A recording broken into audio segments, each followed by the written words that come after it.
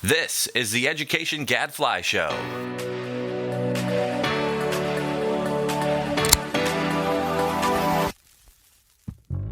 Welcome to the Education Gadfly Show.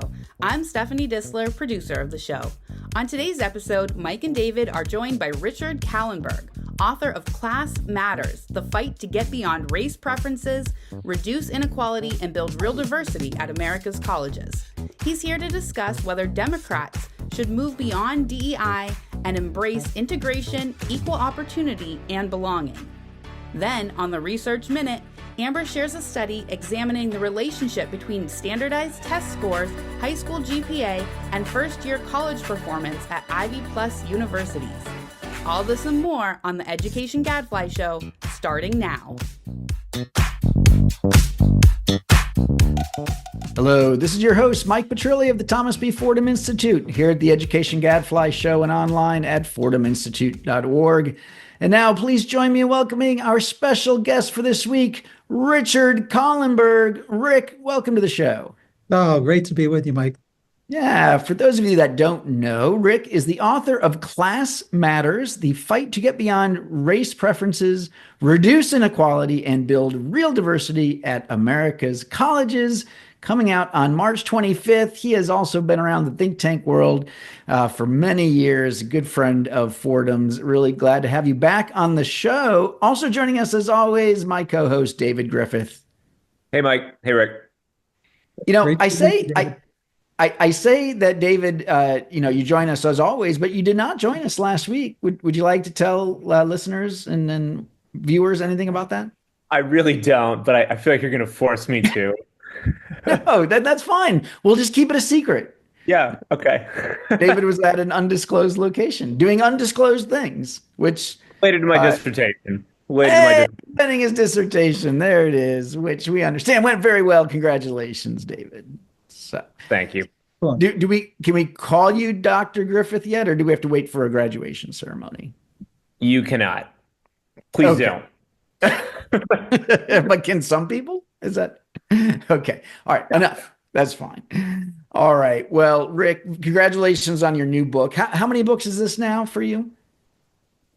Well, 19 if you count edited volumes. But no, we don't count edited volumes. That's like on a Rick Hess scale. All right. So I think we're at 8 then. That's amazing. Well, congratulations. I look forward to taking a look at it. And of course, for those folks that don't know, Rick played a very interesting role in the recent Supreme Court case about affirmative action, basically arguing against race-based affirmative action and in favor of income-based affirmative action. It is the kind of non-orthodox, heterodox thinking that we've come to expect from you. And we wanted to talk about your thinking on a topic that is perhaps a little more targeted to the K-12 world that we live in. That is about DEI. You've got a new paper out for the Progressive Policy Institute discussing how Democrats should embrace integration, equal opportunity, and belonging instead of DEI. So let's talk about that on Ed Reform Update.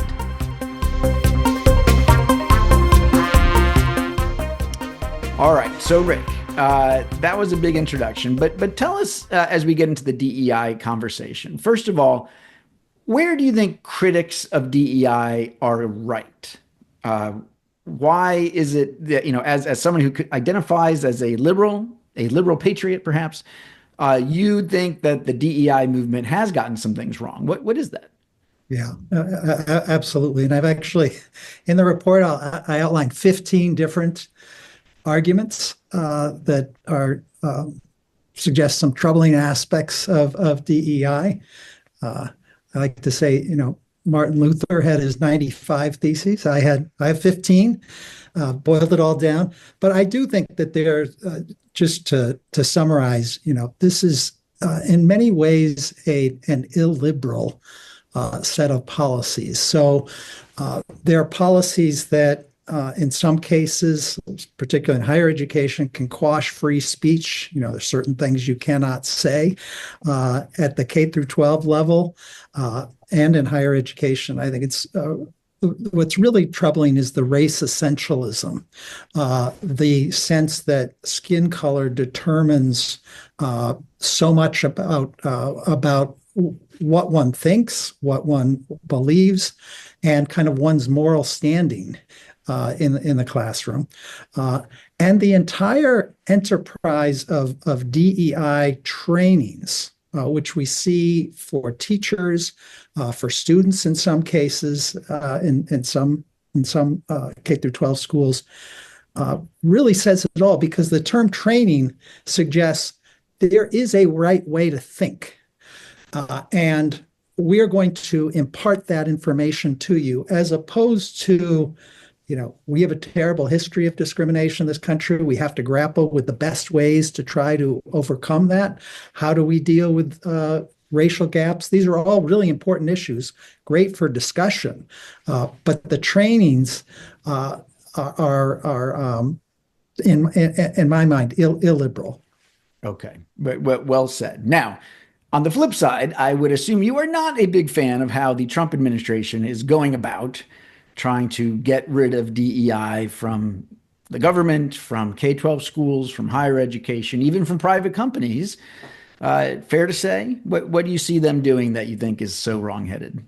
Yeah, I mean, if one were looking for a principled critic of DEI, Donald Trump is the last person you'd want to do this. I mean, he goes at it with a sledgehammer, and answers illiberalism with his own illiberalism, and saying that certain topics are off limits. I mean, there's one aspect that I find particularly troubling that applies to K through 12 education, which is that Trump says that if a policy is aimed at promoting racial diversity, even if it doesn't use race, that itself is illegal. Now, there are 171 school districts and charter schools throughout the country that look at socioeconomic status as a way of bringing kids of different economic backgrounds together, different racial groups indirectly, and Trump, goes so far as to say that if part of your motive is racial diversity, then using socioeconomic status is problematic. So there are an array of problems with Trump's approach as well. Yeah, and that was in a Office for Civil Rights letter, right, to schools and universities about how they were going to apply what they viewed as the law coming out of the Supreme Court case a few years ago. A lot of people, as just like you, think that they overstepped their bounds in doing that. All right, so you lay out a different vision here, right? Look, I think a lot of us, I'll say that I have tried in many ways to avoid this debate because it gets so heated, because the culture war stuff, to me, sometimes keeps us from talking about, learning loss and how do we improve achievement and close achievement gaps. But still, it's important. And you have proposed a vision of this sort of small, instead of capital letter DEI, maybe lowercase DEI. You've got your own frame on how we can go about doing this the right way. So tell us about that. Yeah, well, my frame is integration, equal opportunity, and belonging. And the reason I say integration rather than diversity is it goes back to kind of the classic thinking of the civil rights movement of Dr. King and others, that integration is good. Segregation is, he used the phrase, it distorts the soul. So we should take affirmative steps to bring people of different backgrounds together, to learn together. That's really important. But then you emphasize what people have in common across racial lines, where diversity emphasizes difference, and does it in, as I say, deeply race essentialist ways. In some of these trainings, there's an equation of punctuality with whiteness. That's a white supremacist value. And so I want to get away from that and emphasize integration.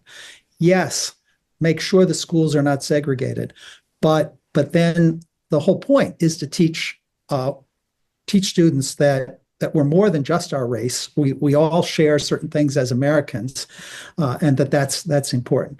The second prong is equal opportunity, and DEI uses the term equity. And the problem there is that equity has been read by theorists like Ibram X. Kendi to mean equality of group results. Kendi argues that every racial disparity is the result of discrimination. That's hard to wrap your head around. I mean, when Asian Americans overperform, does that mean there's something nefarious going on, that they are engaged in some sort of discrimination against whites? It's an absurd position. And so equal group results, I think, is problematic.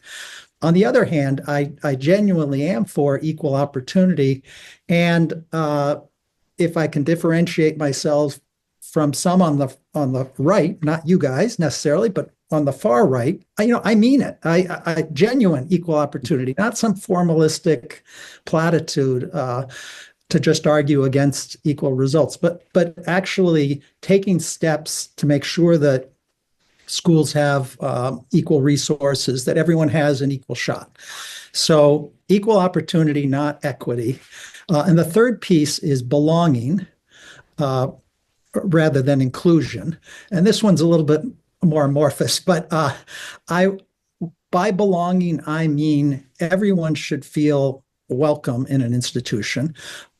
Inclusion would seem to imply that, but the way DEI has implemented these policies, conservatives or unorthodox thinkers are not included. They're not part of the equation. In fact, they're affirmatively excluded, certainly in higher education, through diversity hiring statements, which are kind of political litmus tests to keep people who have center or center-right views out of the academy. And so belonging to me would mean, yes, racial and ethnic minorities, low-income students should be made to feel as though they belong, but so should people with different viewpoints. And so those are the three distinctions I would draw from DEI, but also, as I say, from some of my friends further to the right. Yeah, and you're right. We do like. I don't speak for David. There's a lot I like about this, but let me push on this a little bit. So, you say that we should focus on what we have in common. I like that a lot, right? But we also want to focus on belonging. So, let's talk about the curriculum, right? I mean, one of the big debates then is how do we make sure that students get to, as they say, see themselves in the curriculum, right? That we don't go back to teaching books that are only written by white men about white men, or that we, don't do a very good job teaching the history. If we're teaching about world history, that turns out we're only teaching European history, not about these other parts of the world. Or that, should we say that if we're going to have an AP US African American Studies course that's available, so if somebody wants to go deep into that history and into those studies, they may. And, if it turns out that African American kids are more interested in that course to learn about their own heritage, that's fine. I mean, I guess it's that multiculturalism question, right? How do we learn about this tapestry as a country that we live in? How do you feel about that? Oh, absolutely. I mean, I'm for AP Black history. I mean, that's part of the American story. I think white students should take it too.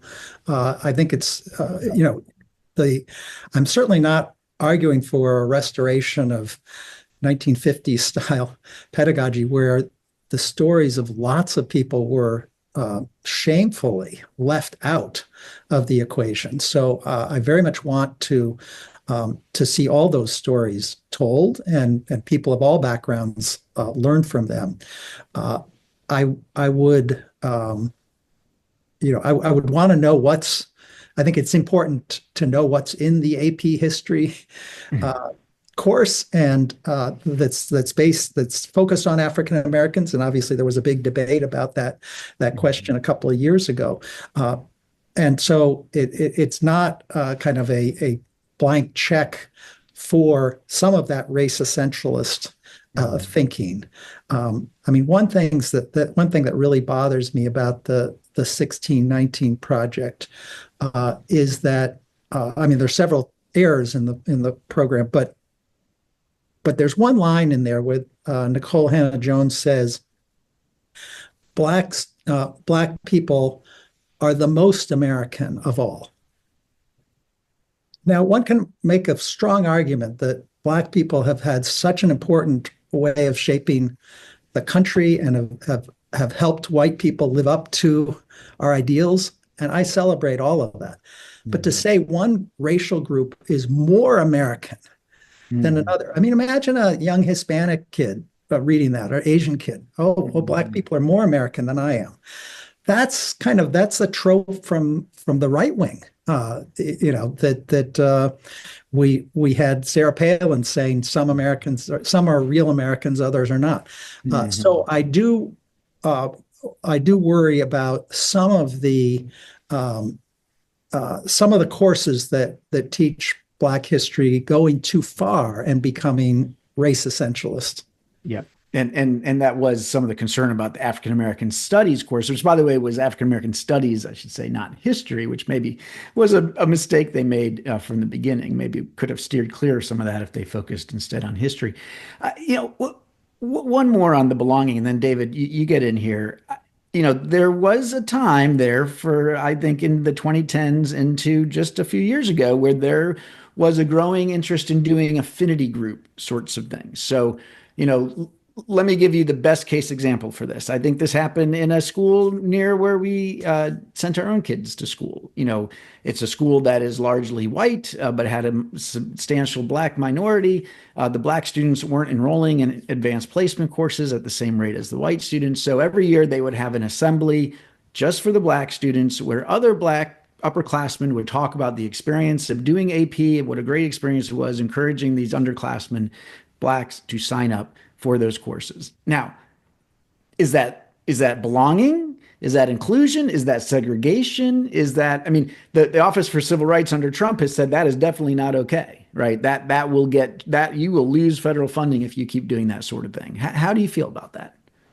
Because I'll admit, I hope it's clear. I struggle. I mean, I think on that particular one, you can kind of say, well, I kind of see the point is that, these Black students have perhaps a unique experience at this school. And, if you're trying to get more kids to take AP, that sounds reasonable. Yes. I think I personally have no problem with a program like that that's encouraging Black students to take AP, even though it's targeted. If a school said we're going to have a different standard for deciding who gets into the AP class based on race, I have a big problem with that, but certainly not a positive effort to encourage a group. This doesn't sound like this would be a permanent organization, just something to encourage Black students to take AP. I think we all should be for that. Okay, David, get on in here. Yeah, well, it's hard to know exactly where to step into the conversation. I broadly agree, and I'll just say a couple of things that I like about the way you talk about this.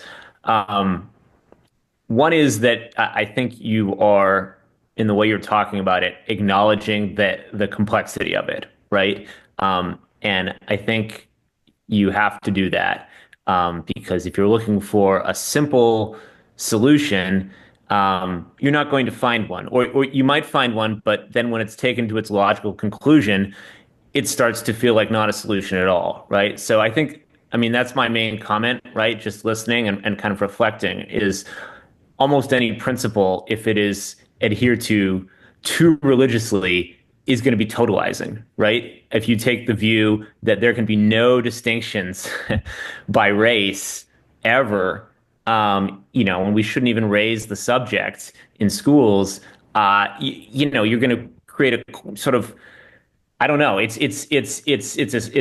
a circumstance that does not sort of align with the reality of American life, right? On the other hand, if you insist on injecting race into every conversation, even when it's not clear that it belongs, that is also totalizing and very divisive, honestly. And so, I don't think we have any choice except to try to muddle through. right? And give each other a little bit of grace when we disagree about the edge cases. So that's my main comment, right? Is that it's very hard to come up with a sort of simple set of principles that works in every case. But I like your principles, Rick, and I hope people take them seriously.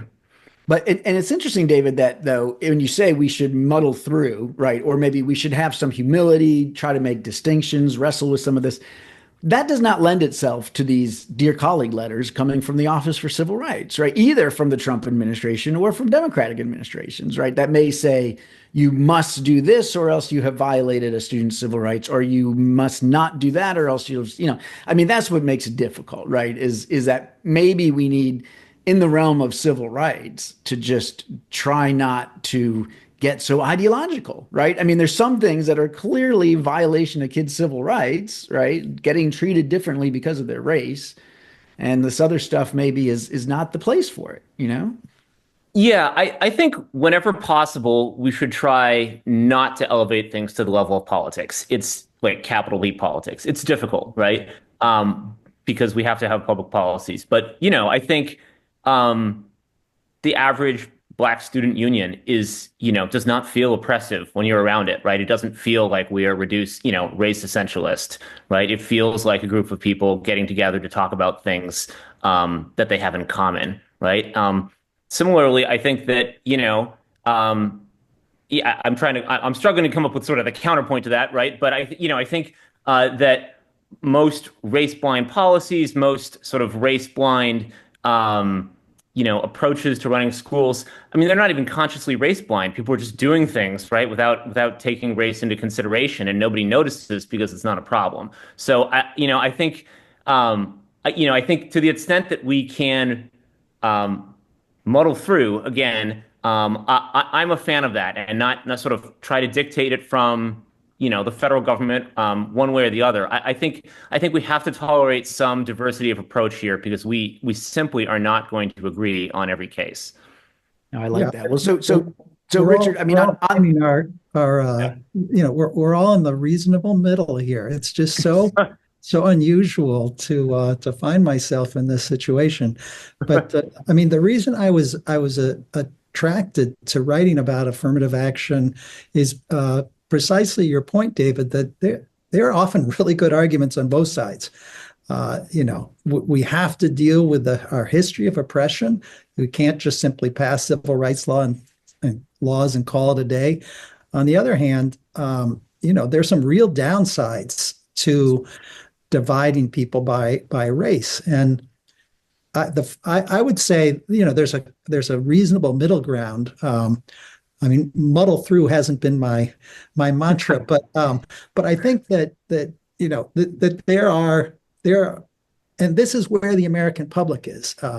They like racial diversity. They don't like racial preferences, and so they're looking for alternatives. And that's what we're seeing some institutions pursue.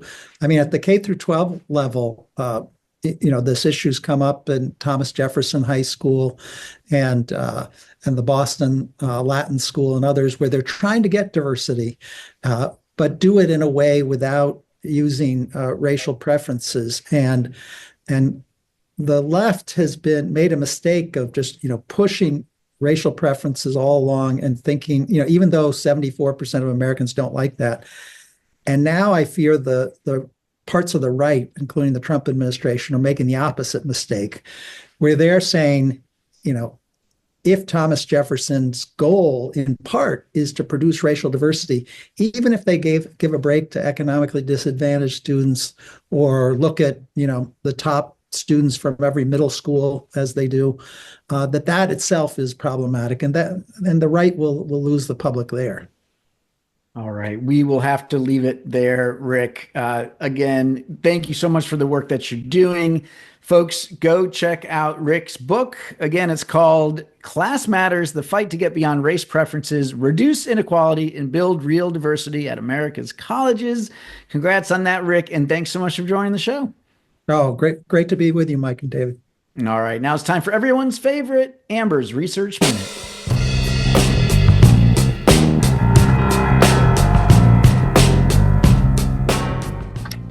Amber, welcome back to the show. Thanks, Mike. So my bracket is busted for March Madness. Already? What do you mean already? I mean, we're through the first, big weekend. Yes, already. I did terribly. I only have the Sweet 16 is next, and I think I only have 8 of the 16 teams chosen, which is not good. I mean, I don't know. I guess under the 50% rule, I couldn't even do any worse if this was. Right. I missed it this year, but believe you me, Mike, I'm always just at the bottom too, fighting it out to not be last. So I'm sure no one's missing me this year. Yeah. Well, hey, I am happy that my Michigan Wolverines are through to the Sweet 16, which they were not favored to do, and I did put them in there anyways. Because I know some people think you should put, like, let's say I hate Duke, so I should put Duke number 1, because then either they win and you're happy or they lose and you're happy. Right. I can't get myself to do that. That's why I'm bad at this. I can't think strategically. Yes. I understand. And our roles are a little complicated. I'm like, you get points if you do an upset, but it's got to be a certain point where you do the upset. I don't know. We were getting really sophisticated the last time I checked on our rules. It is interesting. And it does also seem that the rule setter, Brandon, is the one that always ends up winning. So how do you take that? Yeah, interesting. All right. Well, enough about Fordham office politics here. What you got for us on the education research front?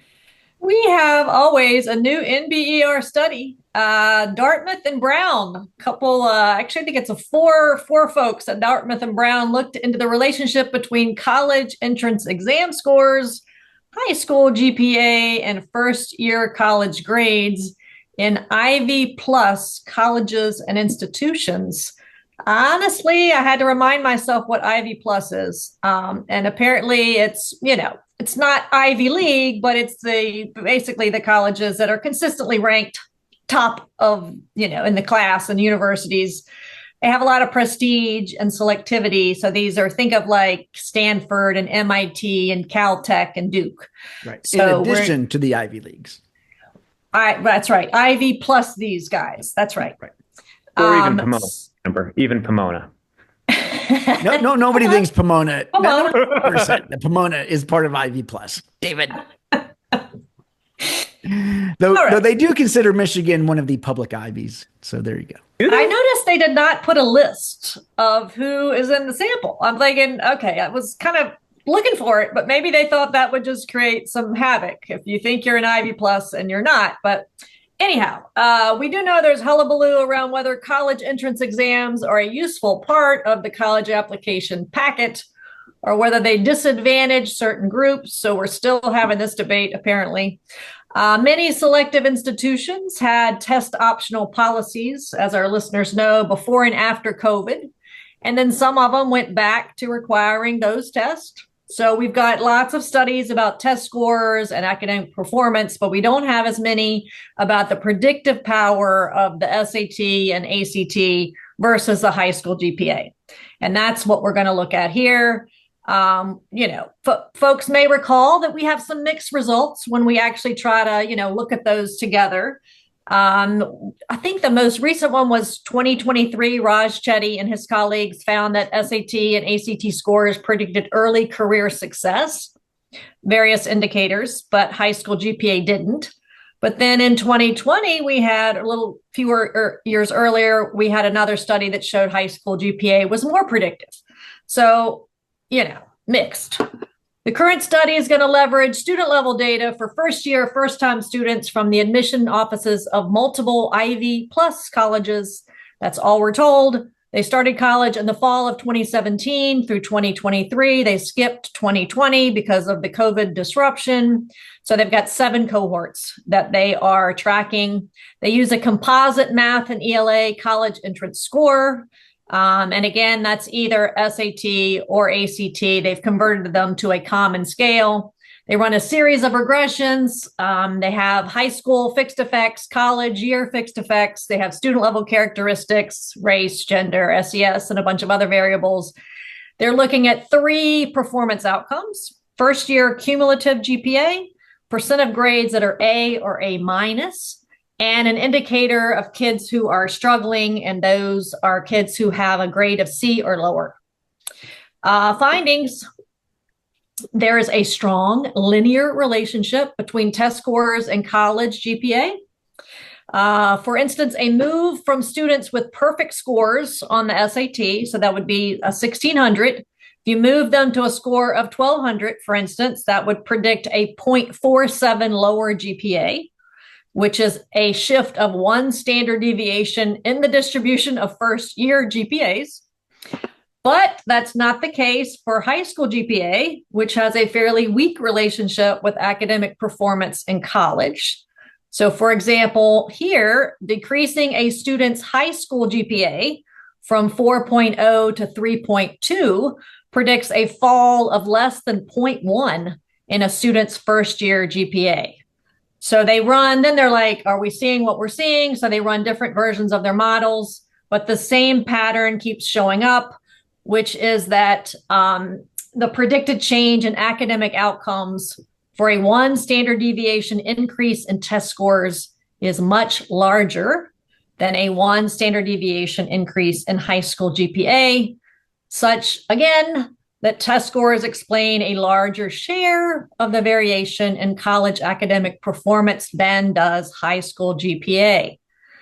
So then there's not much of a discussion section, but there was one sentence that I really latched on because they're questioning whether grade inflation could be eroding the information content of the high school GPA, most at the top. Because as more students are pushed up against that 4.0 cap, we may be seeing, more of a impact of grade inflation at that level. Then finally, they look for signs of test bias against students from less advantaged backgrounds. They don't find it. They find that the relationship between college entrance exam scores and first-year college GPA is quite similar for all students. Of course, that doesn't mean that those students from less advantaged backgrounds, they're still less likely to take the SAT. They're still more likely to have the lower test scores, but they don't see the bias. And then there's a little bit of discussion around, should they still be submitting these scores? And there's been other studies that have found that actually it's better for disadvantaged students to submit their scores than to withhold them, because in some cases it actually does give them more information and that it increases their likelihood of acceptance. So that's what I've got. Well, it is interesting because I thought the conventional wisdom for a while was that, test scores will predict test scores, grades will predict grades, right? And so it is surprising, some might find surprising, that here we have a study saying that, no, it's going to be test scores that predict college grades better. I am confused though, Amber, it's several things, but one is how did they handle the issue of test optional, since that seemed to change over the course of the study. So, and then you think there's got to be selection effects about which kids send their test scores and which don't, right? Right. And there's a big, long section on that, Mike. Okay. So they do handle it. I know they handled it. All right. Got it. It didn't make it into the minute. Yeah, I understood. All right. I mean, and even some of this, I'm like, really? Some of these IB pluses, they were admitting kids with a 3.2 GPA or with a 1200 SAT. I mean, I'm just sort of, I don't know, I how to think about this in these institutions where you're talking about such at the tippity top. There's so much compression both on test scores and on GPA. I guess more so on GPA than on test scores. But that's right. Even the Ivy Plus have sports scholarships and, legacy. And I mean, there are always a few kids. Listen, I'm being real here, right? There are always a few kids who make it in, and it is kind of like, well, all right, but did you make it in because of your academics or because of something else? So I assume that's part of what's going on there. Yeah, you're right. I mean, I mentioned test optional, but you're right. Legacy policies changing as well. I mean, that was a big factor. Yeah. Do you guys think, I mean, to me, the big $1 trillion question here, assuming that the study is getting a valid conclusion, which I have no reason to doubt that, is, I mean, do you think this generalizes to less selective institutions? Because, I mean, it's actually kind of intuitive to me, right? I think for these really high class post-secondary institutions, basically everybody who's getting in there probably worked really hard in high school and probably has something close to a 4.0, but that does not mean that you are going to do well in college physics, right?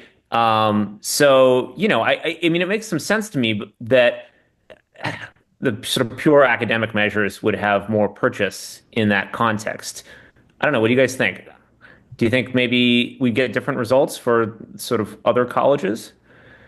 I mean, if the kids aren't bumping up against the ceiling, right? Like these kids would be, I would think that we could. Yeah. Right. Yeah. That seems right. That's why I think it would be important to study something like this, perhaps at somewhat less selective institutions. That's right. Amber shaking her head because maybe those of us at Fordham are working on trying to do such a thing. No, I think that is possible for sure. And again, both you're going to have less compression for the grades and for the test scores. And so we'll have to see how that would play out and what that would mean for and most likely, I mean, it isn't again back to conventional wisdom. Just use both, right? We're better off having test scores and GPA than just one or the other. And the school fixed effects, I assume that means that what you're really using then is class rank in a way, right? Because you're controlling for how there might be differences. Yeah. Yeah, and they did do that. Yes.